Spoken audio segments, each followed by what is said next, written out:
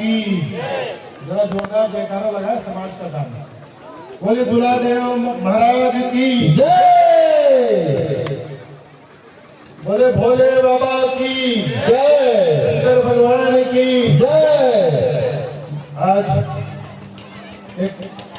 इस महोत्सव के साथ एक संयोग ये भी कि आज महाशिवरात्रि है और इस महाशिवरात्रि की भी मैं आपको यहाँ तमाम लोगों को बहुत बहुत हार्दिक शुभकामनाएं और बधाई देता हूँ।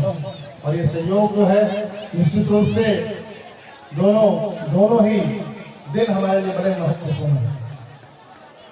आज दुलादेव मास्टर के 6वें वर्ष के कार्यक्रम के अवसर पर हमारे बीच उपस्थित हैं हमारे बहुत ही परम मित्र भी हैं, छोटे भाई भी हैं, श्री श्याम तांडी जी जो सभापति हैं जिला पंचायत महासमुंद के। हमारे बीच में आज मंच पर विराजमान है माननीय श्री राजेश प्रधान जी जो उपाध्यक्ष हैं संभागीय युवा प्रकोष्ठ कोलता समाज से आए हैं। माननीय श्री देवेंद्र भोई जी ये मीडिया प्रभारी हैं कोलता समाज के। सम्मानीय श्री किशोर भोई जी सचिव शाखा झिलमिला से कोलता समाज से भी हैं। माननीय श्री नकुल नंद जी हैं सरपंच आनंदपुर के, मैं उनका भी सम्मान करता हूँ इस मंच से। श्री ललित साहू जी भी आपने उनको सुना, अध्यक्ष आंचलिक युवा प्रकोष्ठ सभा सरायपाली से हैं। माननीय श्री जयंत बारिक जी यहाँ उपस्थित हैं। हमारे बीच में उपस्थित है माननीय केदारनाथ जी हैं, ललित साहू जी हैं, तुलसीदास जी हैं, से गणेश चौहान जी हैं।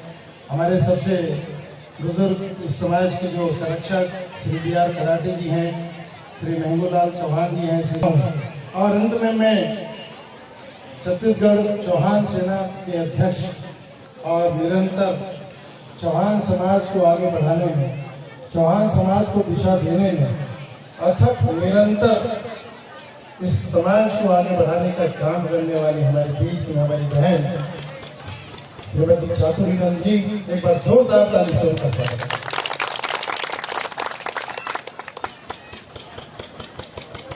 आज ये महोत्सव जो यहाँ इतने बड़े मैदान में आयोजित किया गया है, इसमें सामूहिक विवाह के साथ साथ खेल की प्रतिस्पर्धा, सांस्कृतिक कार्यक्रम और भी तमाम मनोरंजन के जो भी काम किए जा रहे हैं।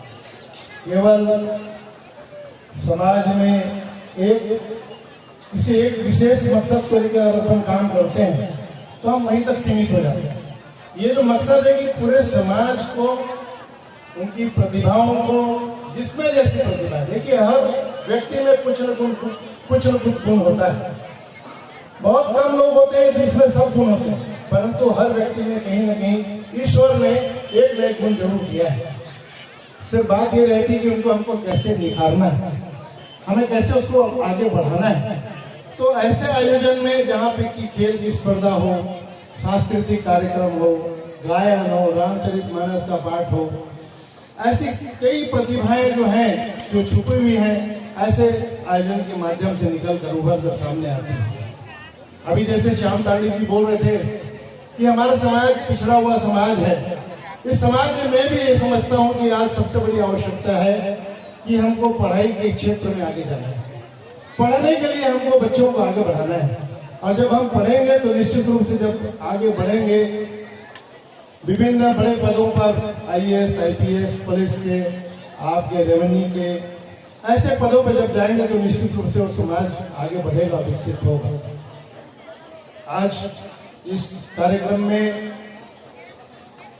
मैं बेटी बचाओ बेटी पढ़ाओ का प्रदेश सदस्य की हैसियत से भी आया हूँ।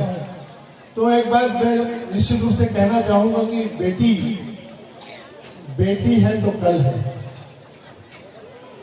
पहले होता था कि हमारा देश एक पुरुष प्रधान देश है। बेटी के आते ही माता पिता के माथे पे चिंता की लकीर आ जाती थी कि बेटी हुई, मैं कैसे इसको पढ़ाऊंगा, कैसे इसको बढ़ाऊंगा, कैसे इसका ब्याह करूंगा। मेरे पास इतनी पूंजी नहीं है, मेरे पास इतनी ताकत नहीं है कि इस बच्चे को मैं पढ़ा सकूं, इस बच्चे को मैं आगे बढ़ा सकूं, इसकी शादी कर सकूं। ये बहुत बड़ी चिंता की बात थी, परंतु आज का परिवेश पूरा बदल गया। आज बेटियां पुरुषों के मुकाबले 19 नहीं है, मेरे भाई बराबर का दर्जा आज उन्होंने प्राप्त कर लिया।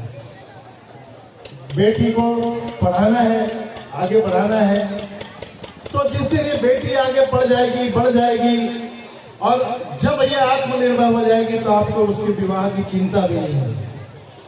वो आत्मनिर्भर हो जाएगी, अपनी रक्षा स्वयं कर लेगी, अपना जीवन का पढ़ लिख कर एक ऐसा मुकाम स्थापित कर लेगी कि उसे अपने जीवन यापन के लिए किसी का मुंह नहीं देखना होगा। वो आत्मनिर्भर है। बेटी अभिशाप नहीं है, मैं तो कहता हूँ वरदान है। आज जो आपका बेटा नहीं करता वो आज आपके लिए आपकी बेटी करती है। आपको अगर कहीं पीड़ा है तो आपका बेटा शायद आपको नहीं पूछेगा माँ कैसा लग रहा है, परंतु बेटी चुप नहीं बैठेगी। अगर कहीं दूर भी होगी तो भी निश्चित रूप से आपकी चिंता करेगी तो वो बेटी है। और ऐसे ही आज एक कार्यक्रम में जिसमें बेटियों का सामूहिक विवाह हम कर रहे हैं, तो इससे सामूहिक विवाह के फायदे ये हैं कि कम खर्च में हम ज्यादा बच्चों का कन्यादान कर सकते हैं। हम बारात लेके जाते हैं, 50-40 आदमी के बीच उपस्थिति में हम विवाह संपन्न कराते हैं। लेकिन आज जो यहाँ विवाह होने जा रहा है, या जिन दंपतियों का विवाह होने जा रहा है, जितने कपल्स का, उसमें गवाही और साक्षी के रूप में केवल 10-20 लोग नहीं, पूरा समाज उनके साथ खड़ा होकर उनका आशीर्वाद करता है। तो मैं निश्चित रूप से इनकी बहुत बहुत सराहना करता हूँ। और बहन चातुरी का तो कहना ही क्या कि जितनी लगन और जितनी मेहनत और जितनी ऊर्जा उनमें है, शायद एक पुरुष भी इतना काम नहीं करता। मैं आप सबको इस कार्यक्रम के अवसर पर दिल से आपको बधाई देता हूँ, हृदय की अंतर्मन की गहराई से आपको बधाई देता हूँ। और यहाँ जितने उपस्थित सभी लोग हैं, हमारे बीच में जो मंच में हैं, हमारे सामने जो माताएं, बहनें, बुजुर्ग, सियान और नौजवान, सबका वंदन करता हूँ, अभिनंदन करता हूँ। और मैं पुनः आपका इस बात का भी आभार करता हूँ कि आपने मुझे इस कार्यक्रम में आपने सादर आमंत्रित किया, मुख्य अतिथि के रूप में मुझे यहाँ पर सम्मान दिया, मेरा स्वागत किया, सत्कार किया। मैं यथा योग्य जब भी मुझे कोई सेवा का अवसर देंगे तो निश्चित रूप से मैं आपके सामने खड़ा होऊंगा। आपके समाज की मांग अगर कोई है तो मैं आदरणीय हमारे सांसद महोदय जी को भी अवगत कराऊंगा कि जो भी आपसे बन पड़े, आपकी सांसद निधि से जो बन सके, इस समाज को आप उपलब्ध कराएं ताकि समाज का कल्याण हो, समाज आगे बढ़े।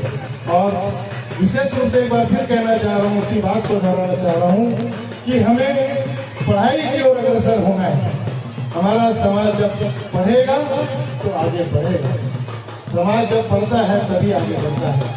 और मुश्किल कुछ भी नहीं है, बस यही है कि हमको अपने मन से, अपने जुनून से इस काम को करना है।